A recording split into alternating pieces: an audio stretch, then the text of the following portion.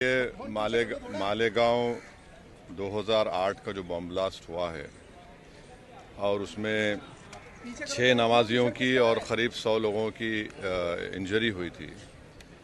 पहले मुंबई एटीएस ने, जिसको इन्वेस्टिगेट कर रहे थे हेमंत करकरे साहब, शहीद हेमंत करकरे, और उसके बाद वो इन्वेस्टिगेशन गए एनआईए के पास। अब इसमें इन्वेस्टिगेशन बहुत गलत हुआ। दूसरी बात यह है कि 17 साल के बाद कोर्ट ने तमाम आरोपियों को एक्विट कर दिया।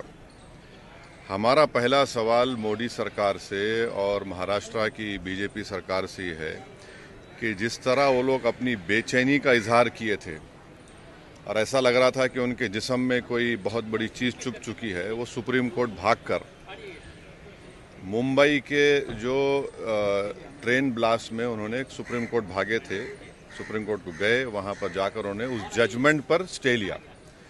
मेरा पहला सवाल ये है कि क्या टेररिज्म के ऊपर इनकी हिपोक्रेसी होगी अगर वो सुप्रीम कोर्ट नहीं जाएंगे? क्या वो सुप्रीम कोर्ट को जाएंगे? दूसरा ये है कि मिलिट्री ग्रेड आरडीएक्स वहाँ पर इस्तेमाल हुआ, ये एनआईए ने अपनी चार्जशीट में कहा। अब ये मिलिट्री ग्रेड आरडीएक्स इस्तेमाल हुआ तो फिर ये कहाँ से आया?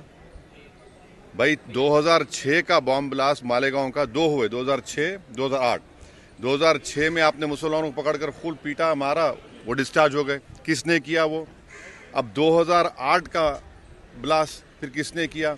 और तीसरा ये याद रखिए कि अगर साध्वी प्रज्ञा ठाकुर की मोटरसाइकिल पर ही वो बॉम्ब रखा गया आरडीएक्स मिलिट्री ग्रेड, और एनआईए ने कहा कि उनके पास नहीं था, वो 2 लोगों के पास था, रामजी कलसांगरे, जो अभी तक गायब हैं, तो फिर ये हमको समझ में नहीं आ रहा। फिर मुंबई में जो ब्लास्ट हुआ था 1991 में, उसमें भी एक महिला के नाम पर एक वो गाड़ी थी, क्या बोलते हैं आपकी, मारुति वैन थी, जिसको ना चलाने आता था, उसको आपने कन्विक्शन दे दिया। ये हमको समझ में नहीं आ रहा।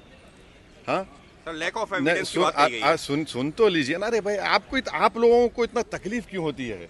अरे आप नहीं, आप खुल के बोल दीजिए कि आप अरे सुन तो लीजिए ना। आपको बड़ी पेट में दर्द क्यों हो रहा है? अरे ऐसा लगता है तो फिर अपनी बात कर लीजिए, अपना आकाशवाणी कर लीजिए। 2016 में रोहिणी सालियान ने क्या कहा था? मैंने नहीं कहा कि उन पर प्रेशर डाला गया कि वो सौंप जाए उसके ऊपर। फिर 2017 में चार्जशीट में एनआईए डालती है, साध्वी प्रज्ञा ठाकुर का नाम नहीं था उसमें।